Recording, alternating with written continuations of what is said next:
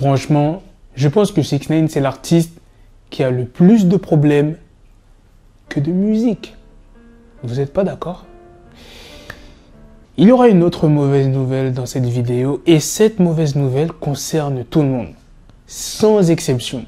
Je vais vous dire c'est laquelle sans plus tarder.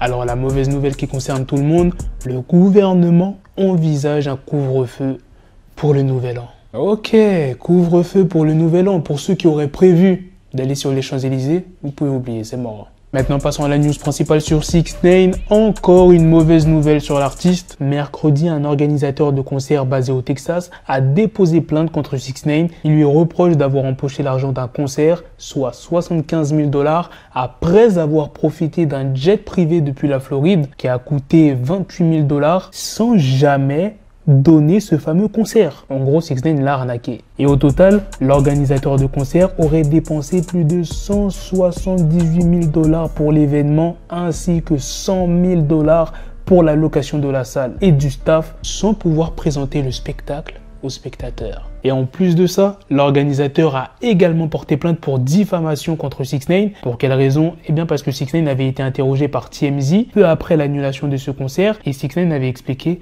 qu'il n'avait pas été payé par l'organisateur. Donc en gros, il a mytho. Et plus tard, dans une interview avec DJ Academics, 6ix9ine avait expliqué qu'il devait recevoir 250 000 $, mais qu'il n'a eu que 40 000 $ en caution ainsi que 75 000 à son arrivée. Tu vois, comme je te l'ai dit, on entend plus de mauvaises nouvelles sur 6ix9ine que de nouvelles musiques. La prochaine news est sur Cardi B qui s'est exprimé sur Bobby Shmurda. Vous êtes là à clasher Bobby parce qu'il danse, mais sans mentir, lorsque je faisais des visites dans la prison de Riker, Rowdy et Bobby étaient toujours en isolement car ils se battaient tout le temps. Ces mecs ne sont pas des bouffons et en prison, ils se sont battus pour leur peau. Et la dernière news est sur Boosie Badazz qui s'est exprimé en interview. Chez Vlad TV, on l'a interrogé sur les accusations concernant l'artiste Kelly. Et je peux même pas dire son nom car je risque d'avoir des problèmes. C'est comme si c'était Voldemort. Boosie a répondu qu'il ne croyait pas à ces histoires d'emprise, de trafic et de manipulation. C'est comme ça que je le ressens. Tout a été exagéré. Tu vois, moi je pense juste que Kelly aime les lobsas très jeunes. Toute cette merde,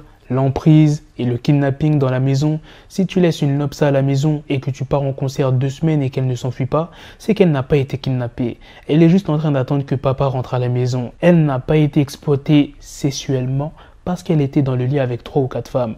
Elle n'a pas été exploitée parce que c'est ce qu'elle veut. Il a juste merdé sur l'aspect de l'âge. S'il l'a fait, je ne vais pas dire qu'il est coupable.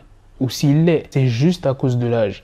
Tout le reste de cette merde a été exagéré. Qu'est-ce que vous en pensez des propos de Boosie?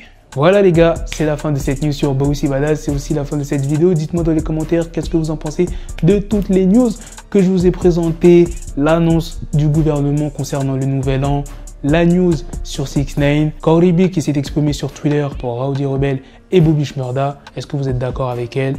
Sur ce, on se donne rendez-vous très prochainement pour d'autres vidéos news. Prenez soin de vous la famille. Peace.